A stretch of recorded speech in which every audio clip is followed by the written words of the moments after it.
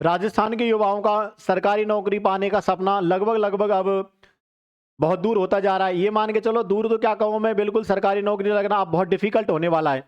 राजस्थान के जो बेरोजगार युवा हैं वो सीईटी नाम की एक बहुत ऐसी मान के चलो बहुचर्चित परीक्षा इसको फेस करने वाले हैं और इसमें बहुत बड़े बदलाव होने जा रहे हैं। इन बदलावों के आधार पर राजस्थान के युवा को अब सीईटी पास करना बहुत डिफिकल्ट हो जाएगा।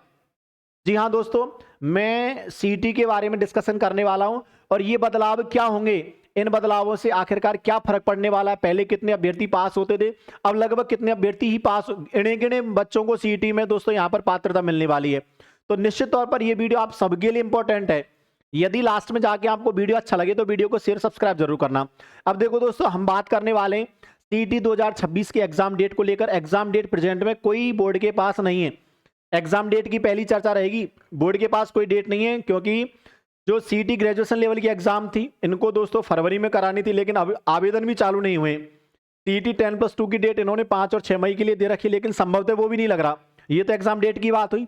अब हम दोस्तों जो बड़े बदलाव होने जा रहे हैं ना, जिन बदलावों के कारण सीईटी को पास करने में राजस्थान के बेरोजगार को निश्चित तौर पर समस्याओं का सामना करना पड़ेगा और कहीं ना कहीं इस बात का खामना, इस पैटर्न का खामना, जो पैटर्न अभी बोर्ड लेके आने वाला है, इस पैटर्न का खामना निश्चित तौर पर राजस्थान के प्रत्येक बेरोजगार पर पड़ने वाला है। तो आप दोस्तों तैयार हो जाएं सीईटी में होने वाले बदलावों के लिए। देखो, सीईटी 2 चरणों में हो सकती है। सीईटी में प्री और मेंस संभवतः अब की बार अप्लाई हो सकता है, क्योंकि सीईटी का तीसरा, अब की बार ये तीसरी बार एग्जाम होने जा रही है, मतलब सीईटी का तीसरा वर्जन है, सीईटी 3.0। तो निश्चित है कुछ ना कुछ बदलाव तो आपको यहां पर देखने को मिलेंगे। पहला बदलाव तो ये देखने को मिल सकता है कि दोस्तों सीईटी को 2 चरणों में प्री और मेंस के पैटर्न पर करवाया जा सकता है। और दोस्तों सीईटी में उत्तीर्ण अंक है ना, वो 60% किए जा सकते हैं। ऐसा पैटर्न क्यों है, सीईटी 3.0 में क्यों कह रहा हूं, क्योंकि सीईटी अब की बार तीसरी बार एग्जाम होने जा रही है। इन तीनों ही एग्जामों में अब की बार तीसरी होगी, और लास्ट जो दोनों एग्जाम हुई हैं उनमें बदलाव हुए हैं, उनमें बदलाव हुए हैं। ऐसी बात नहीं है ये बोर्ड के लिए पहली बार ऐसी चीज है, या बोर्ड के लिए पहली बार बदलाव करने जा रही है, ऐसा नहीं है। बोर्ड ने पहले भी सीईटी पैटर्न में बदलाव किए हैं, लेकिन अब की बार जो बदलाव करने जा रही है, इन बदलावों का राजस्थान के बेरोजगार पर क्या फर्क पड़ने वाला है, ये किस तरीके से बेरोजगार को इंपैक्ट देने वाली है, तो निश्चित तौर पर दोस्तों आपको इस बात को बहुत तह तक जानना होगा और आपके लिए बहुत जरूरी बात है। देखो, यहां कहा जा रहा है सीईटी में भी, सीईटी का जो एग्जाम है, सीईटी में भी दोस्तों 2 चरणों में या प्री और मेंस एग्जाम हो सकता है। सीईटी में माना जा रहा है जो आपकी कमांड एलिजिबिलिटी टेस्ट है, समान पात्रता परीक्षा है, इसमें प्री और मेंस संभवतः हो सकता है। न्यूनतम उत्तीर्णांक है, ये पहले जो 40% था ना, 40% से बढ़ाकर 60% हो सकता है। ठीक है, ये इंपॉर्टेंट बदलाव। यहां दोस्तों डॉक्टर विनोद के जोधपुर से कह रहे अब सीईटी समान पात्रता परीक्षा में एग्जाम भी 2 चरणों में करवाए जा सकते हैं। अभी संभावना है, लेकिन संभावना से, जब किसी बात की संभावनाएं होती है ना, तो संभावनाओं के आधार पर ही बात यहां पर दोस्तों निश्चित तौर पर एग्जीक्यूट होती है। 2 चरणों में करवाया जा सकता है। इसमें सीईटी प्री और सीईटी मेंस जैसे होता है ना, प्री और मेंस का पैटर्न, एक पहले प्री एग्जाम हुई, प्री एग्जाम में जितने भी अभ्यर्थी पास हुए उनको मेंस एग्जाम के लिए दोस्तों यहां पर एप्लीकेबल करना होगा, और मेंस में जो पास हुए उनको सर्टिफिकेट दिए जाएंगे। जो भी 60% का क्राइटेरिया बोर्ड जो तय करता है, संभवतः ऐसा हो सकता है कि सीईटी में प्री और मेंस हो। न्यूनतम उत्तीर्ण अंक है ना, वो 60% रखे जा सकते हैं। अभी हम इस पर डिटेल में बात करने वाले हैं, बदलाव हुए कैसे हैं इनकी भी चर्चा करेंगे, तो लास्ट तक बने रहना। 60% रखे जा सकते। इस संबंध में चयन बोर्ड का मतलब कर्मचारी चयन बोर्ड जल्द ही अंतिम निर्णय लेकर सीईटी की प्रक्रिया शुरू कर सकता है। वहीं राजस्थान कर्मचारी चयन बोर्ड की ओर से विभिन्न विभागों की भर्ती प्रक्रिया है। आपको पता है विभिन्न विभागों के नोटिफिकेशन भी आ चुके हैं जो सीईटी बेस एग्जाम करवाते हैं। सीईटी पर जिनकी भर्ती प्रक्रिया पूर्ण होती है, इनके दोस्तों पात्रता है ना, सीईटी की पात्रता फरवरी 2026 में खत्म होने वाली है। इसके साथ लगभग 17.95 लाख अभ्यर्थी आगामी सीईटी परीक्षा के लिए अपात्र हो जाएंगे। मतलब लगभग 18 लाख अभ्यर्थी ऐसे हैं जो अपात्र हो जाएंगे, जिनके सर्टिफिकेट हैं वो फरवरी में खत्म होने वाले, लगभग 1.5-2 महीने बाद उनके सर्टिफिकेट खत्म होने वाले। तो वो आगे की परीक्षाओं में सम्मिलित कैसे होंगे, सीईटी करवानी पड़ेगी। तो निश्चित है जब सीईटी में बदलाव होंगे तो समस्याओं का सामना करना पड़ेगा। अभ्यर्थी आगामी परीक्षाओं के लिए पात्र हो जाएंगे।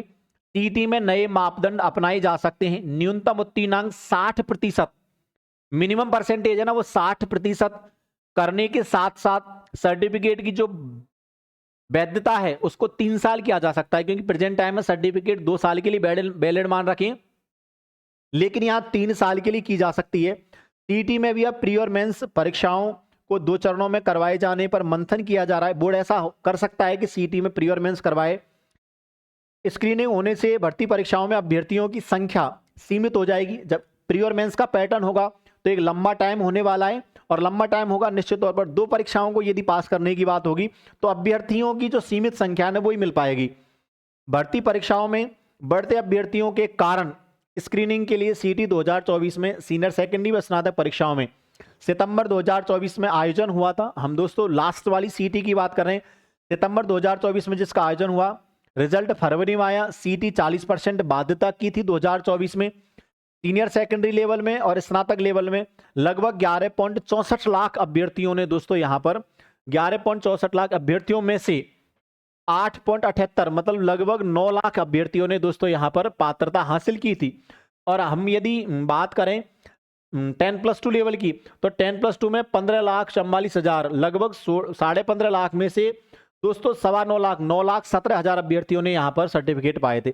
मतलब ग्रेजुएशन के जो सर्टिफिकेट है ना ये लगभग 9 लाख बच्चों के पास हैं, और लगभग दोस्तों 9.5 लाख बच्चों के पास 10+2 के सर्टिफिकेट हैं।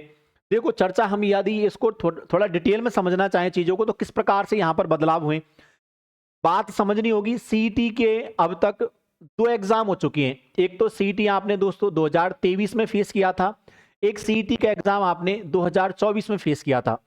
जो एग्जाम अभी हमने बात की सितंबर में जो एग्जाम कंडक्ट हुआ था जिसका रिजल्ट फरवरी 2025 में आया था, इसके जो सर्टिफिकेट है ना सीईटी 2023 के जो सर्टिफिकेट थे इनकी वैधता 1 साल के लिए वैलिड थे।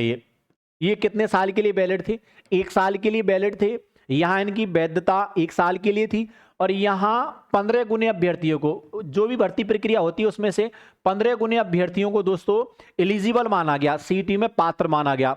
लेकिन 2024 में बदलाव हुआ, और 2024 में ये बदलाव होकर पहला बदलाव तो इनकी वैधता में रहा, सर्टिफिकेट की वैलिडिटी में रहा, और ये वैलिडिटी 1 साल से बढ़ाकर 2 साल कर दी गई।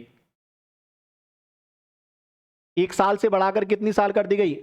2 साल कर दी गई। ये आप यदि सुन रहे हो तो ये आप गलत सुन रहे हो। यहां जो वैलिडिटी है ना अभी भी वैलिडिटी 1 साल ही है। ये वैलिडिटी अभी भी कितनी साल है? 1 साल है दोस्तों वैलिडिटी। वैलिडिटी में बदलाव अब की बार होने जा सकता है। वैलिडिटी अभी भी 1 साल है, लेकिन यहां 15 गुने अभ्यर्थियों की जगह पर यहां जो पासिंग का क्राइटेरिया है ना उसको 40% कर दिया। मतलब सीईटी में यदि कोई अभ्यर्थी 40% अंक लाता है तो वो पात्र माना जाएगा। सीईटी की वैलिडिटी अभी भी कितने साल की है? 1 साल की है, ठीक है, 2 साल नहीं है। सीईटी की वैलिडिटी अभी कितने साल की? 1 साल की है। लेकिन पासिंग का जो क्राइटेरिया था ना वो लास्ट सीईटी में कितना था? 40%। लेकिन हम बात कर रहे हैं अब सीईटी 2026 की। कब की बात कर रहे हैं? सीईटी 2026 की, जिसमें बोर्ड ने ग्रेजुएशन लेवल और 10+2 लेवल के लिए एग्जाम डेट ग्रेजुएशन लेवल की फरवरी में दे रखी है, जो संभावना न के बराबर है। और 10+2 लेवल की जो एग्जाम है ना ये दोस्तों मई में होने वाली है, 5 और 6 मई को होने वाली है। संभवतः हो सकता है इन डेटों में जो एग्जाम होने वाली उसमें पैटर्न अब की बार सरकार प्री और मेंस का लेके आ सकती है। पैटर्न प्री और मेंस का लेके आ सकती है। और यहां सर्टिफिकेट की जो वैलिडिटी है ना ये संभवतः 3 साल की जा सकती है। बोर्ड ऐसा प्रयास कर रहा है कि अब की बार जो सर्टिफिकेट की वैलिडिटी है उसको 1 साल से बढ़ाकर, सर्टिफिकेट की वैलिडिटी को 1 साल से बढ़ाकर 3 साल कर दिया जाए। एग्जाम का पैटर्न प्री और मेंस पर हो, और यहां पर दोस्तों इस क्राइटेरिया को, पासिंग क्राइटेरिया को 60% कर दिया जाए। कितना परसेंट कर दिया जाए? 60% कर दिया जाए। यदि पासिंग क्राइटेरिया 60% होता है तो निश्चित सी बात है आपको समस्याओं का सामना यहां राजस्थान के बेरोजगारों को करना है। ठीक है साहब, 60%। और ये प्री और मेंस किस प्रकार से अप्लाई होगा? प्री और मेंस अप्लाई होने का एक बेसिक कंसेप्ट है। पहले एक प्री एग्जाम होगी, प्री एग्जाम में पास होने वाले अभ्यर्थियों को मेंस एग्जाम में सम्मिलित किया जाएगा, और मेंस एग्जाम में यदि 60% व्यक्ति लाता है, प्री एग्जाम के लिए क्राइटेरिया क्या रखा जाएगा अभी कोई पता नहीं, लेकिन मेंस एग्जाम में जो परसेंट 60% से ज्यादा 60% अभ्यर्थी अंक लाता है तो उसको दोस्तों यहां पर पात्रता दी जाएगी या उसको जो पात्रता का जो सर्टिफिकेट है वो दिया जाएगा। इसका मतलब सीटी में 60% होने की पूरी पूरी संभावना है। तो आपको पहले से एग्जाम के लिए तैयार होकर रखना है। यहां लगभग मैंने बताया था जो लास्ट सीटी है ना, इसमें ग्रेजुएशन लेवल में लगभग 8,78,000 अभ्यर्थियों को पात्रता मिली थी। और यदि हम बात करें 10+2 लेवल की, 10+2 लेवल में लगभग 9,17,000 अभ्यर्थियों को पात्रता मिली थी। लेकिन यदि पैटर्न 60% और प्री और मेंस वाला होता है तो आपके पास जो अभ्यर्थी है ना वो लिमिटेड होंगे, और लिमिटेड होंगे तो लगभग मैं मान के चलूं 2 से 3 लाख कैंडिडेट ही ऐसे हैं, 2 से 3 लाख एप्लीकेटेंट ही आपको ऐसे मिलेंगे जो 60% क्राइटेरिया और प्री और मेंस के क्राइटेरिया को दोस्तों यहां पर प्राप्त कर पाएंगे। ठीक है, तो एक सीटी में बहुत बड़ा अपडेट है। इस अपडेट को दोस्तों आपको निश्चित तौर पर ध्यान रखना होगा। ठीक है दोस्तों, आपका जुड़ने के लिए बहुत बहुत धन्यवाद। यदि आपको कंटेंट ठीक लगा है तो आपको वीडियो को ज़्यादा से ज़्यादा लाइक करना है, शेयर और सब्सक्राइब करना है। ठीक है, धन्यवाद दोस्तों।